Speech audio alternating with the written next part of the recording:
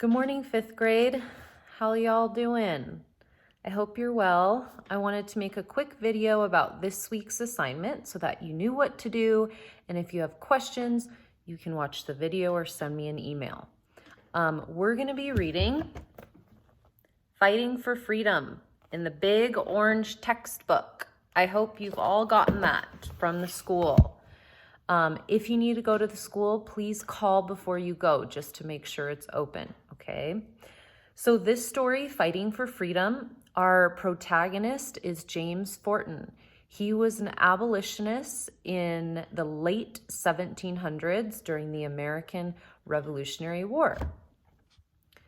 The term abolitionist is a very important term that you will need to know for the rest of your life. It comes from the root word abolish. Abolish means to end or stop. And an abolitionist is someone who wants to end or stop slavery.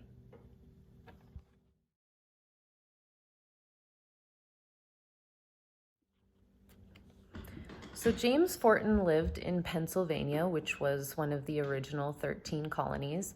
This colony was founded by William Penn, who was a Quaker. And a Quaker is a religious person. They typically are very peaceful. They did not agree with slavery or fighting the Native Americans at that time. So although slavery was legal in Philadelphia and Pennsylvania in the late 1700s, African Americans could still be free there. They could find work there. So a lot of African Americans, if they were free, they traveled to Pennsylvania to live there, specifically Philadelphia, and found work. One such family was the Forten family.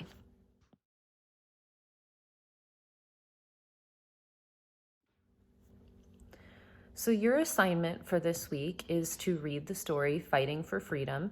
It's pages 310 to 327 in the textbook.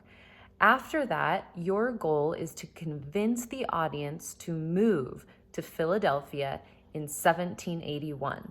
So while you're reading the story, you should look for strong reasons that would convince someone to move to Philadelphia.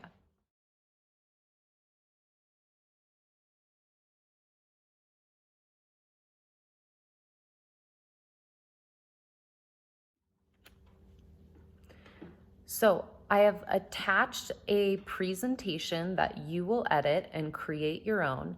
And in this presentation, you are going to convince your audience to move to Philadelphia. You will need a strong topic sentence, which I've given you examples in the presentation, and you will need 3 strong reasons. Those reasons need to come from your textbook. That is your text evidence. You also need to include page numbers where you found that evidence. Now, you cannot simply type in the quote from the book. You can use part of the quote, but you need to summarize that information, summarize those reasons in your own words. And then once you have that evidence, you're explaining, why is this a good reason? Why is it a strong reason? Please read the directions on the presentation carefully. Any slide that has directions on it, you can later erase. That's just for your information, but you should create this presentation as something that you could potentially and will potentially present to someone else. So along with the Fighting for Freedom reading and presentation, this week you will have a question from Mrs. Swenson about something that you think is worth fighting for. Think about that. That's pretty important. You'll also have only 2 daily language assignments. They will be posted on Wednesday and Friday of this week. You also have a vocabulary activity. You're going to be learning about inferences. So with that vocabulary activity, you should watch the video, do the vocab cards. You didn't do that last week. Do the vocab cards, play the vocab game, do the read and respond, and the quiz. You do not have to do the lyric lab this time.